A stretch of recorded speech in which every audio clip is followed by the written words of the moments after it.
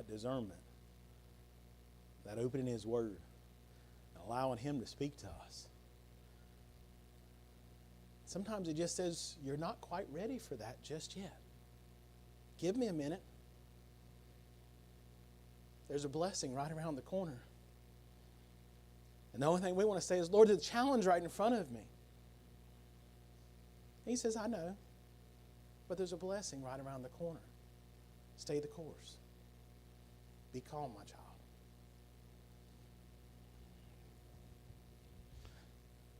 As we look at that also here, point B, Abigail, preventative wisdom and peacemaking.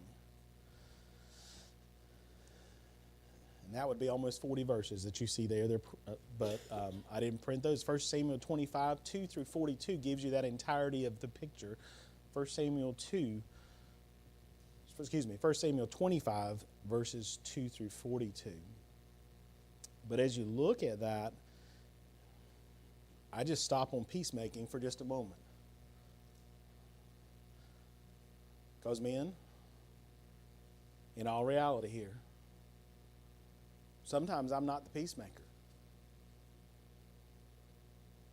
My wife's the one that helps me to get to that point of being the peacemaker. How much do we owe our mothers for that?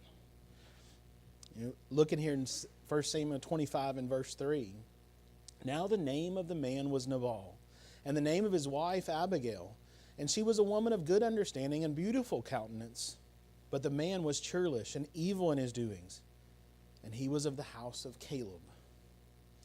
Coming down just a few verses there, in 18, then Abigail made haste and took 200 loaves and 2 bottles of wine and 5 sheep ready dressed and 5 measures of parched corn and 100 clusters of raisins and 200 cakes of figs, and laid them on asses.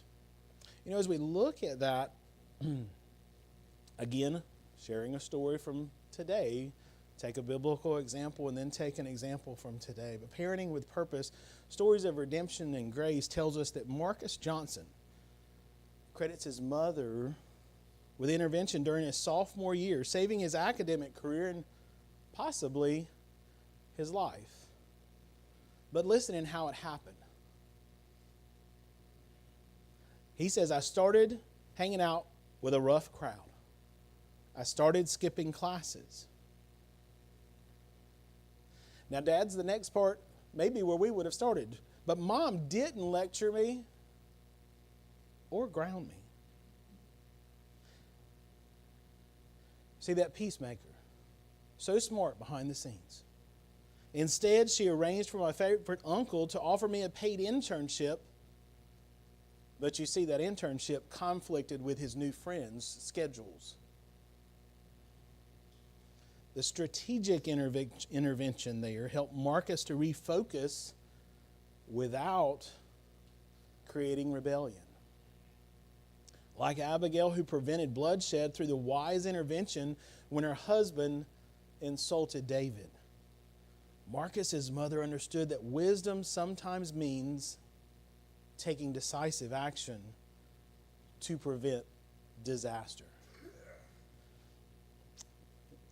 Looking at some application questions there for you. In what ways might developing wisdom now, college and career class, prepare you for future family leadership? Adult class, in what ways might developing wisdom now prepare you for the current family that you have? In what current situation might God be calling you to be a peacemaker like Abigail? These biblical mothers demonstrate that godly wisdom isn't merely intellectual. It's practical. It's timely. It's action-oriented. Whether preventing conflict like Abigail or responding to crisis like the Shunammite woman, wise mothers apply heavenly perspective to earthly situations. As we wrap up our study of these remarkable biblical women, let's consider how we can integrate all 3 qualities: sacrificial love, a spiritual legacy building, and godly wisdom into our own lives and our own relationships. In conclusion and application, these biblical mothers, Jochebed, Hannah, Lois, Eunice, Mary, the Shunammite woman, and Abigail, demonstrate that godly